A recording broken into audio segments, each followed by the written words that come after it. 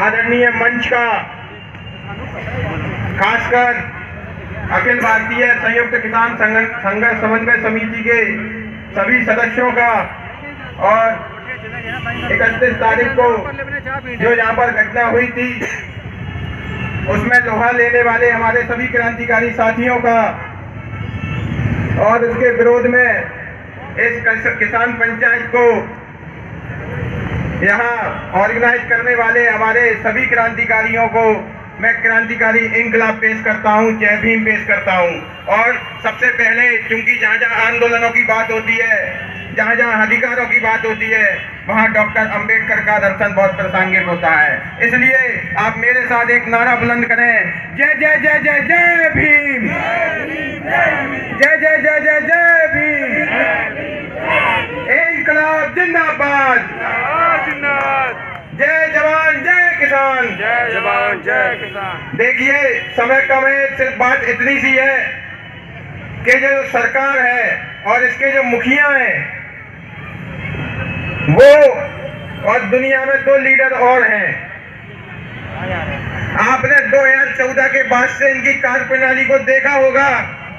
ऐसा कोई साल नहीं रहा, ऐसा कोई महीना नहीं रहा, ऐसा कोई दिन नहीं रहा जब इन्होंने इस देश के संविधान पर वार न किया हो, इस देश के गरीबों को, मजदूरों को कुचलने का काम न किया हो।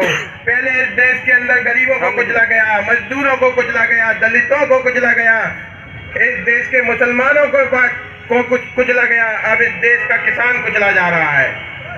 इस देश के अंदर, इस देश की सरकार के जो मुखिया हैं और उनके 2 दोस्त और हैं जिनकी वो खासकर यारी करते हैं, एक वो चाइना वाले और एक वो अमेरिका वाले चले गए। मैं इस बात को बड़े ही जोर देकर कहना चाहता हूं, और आप भी इस बात को ध्यान से सुने और एक संकल्प लें इस बात को सुनने के बाद कि अगर इस देश को बचाना है तो इनको इस देश की गद्दी से हटाना जरूरी है। ये अमेरिका वाले जो इनके दोस्त हैं वो अपने देश की पूंजीपति ताकतों के मुखिया थे।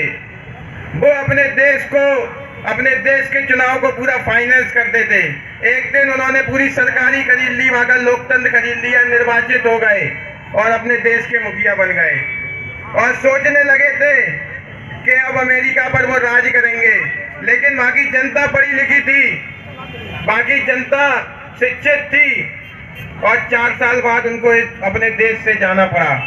लेकिन ध्यान रखिएगा, वो जाते जाते एक काला धब्बा छोड़ गए दुनिया के सबसे ताकतवर संसद पर, सबसे ताकतवर देश की संसद पर हमला करवा गए, और उन्हीं के समर्थकों ने उस संसद को बंधक बनाने का काम करने का प्रयास किया, उसमें आग लगाने का प्रयास किया। मैं आपसे कहना चाहता हूं कि अगर अब भी हम एक ना हुए, और अब भी अगर हम इस देश के बचाने की अस्तित्व की लड़ाई ना लड़े, इस देश के संविधान को बचाने की लड़ाई ना लड़े, तो ध्यान रखिएगा 2024 में ये इतने भले मानस हैं कि देश की संसद को आग के हवाले न कर दें, आतंकवादियों के हवाले न कर दें, और इस देश में इमरजेंसी लगवाकर चुनाव ही निरस्त कर दें। इसलिए मैं कहना चाहता हूं, अगर इस देश के संविधान को बचाना है, इस देश के अस्तित्व को बचाना है, ये गरीबों का देश है, ये मजदूरों का देश है, ये किसानों का देश है, और इस देश के किसानों को बचाना है, इस देश की संसदीय व्यवस्था को बचाना है, इस देश के लोकतांत्रिक व्यवस्था को बचाना है, डॉक्टर अंबेडकर के दर्शन को बचाना है, गांधी के दर्शन को बचाना है, तो इस देश के संविधान को बचाना जरूरी है। क्योंकि इस देश का संविधान ही इस देश के गरीबों का, किसानों का, मजदूरों का अस्तित्व तय करता है। देश का संविधान अगर बच जाएगा तो इस देश बच जाएगा, और देश बच जाएगा तो हम बच जाएंगे। इसी के साथ मैं अपनी बात समाप्त करता हूँ। इंकलाब जिंदाबाद, इंकलाब जिंदाबाद। बहुत बहुत धन्यवाद।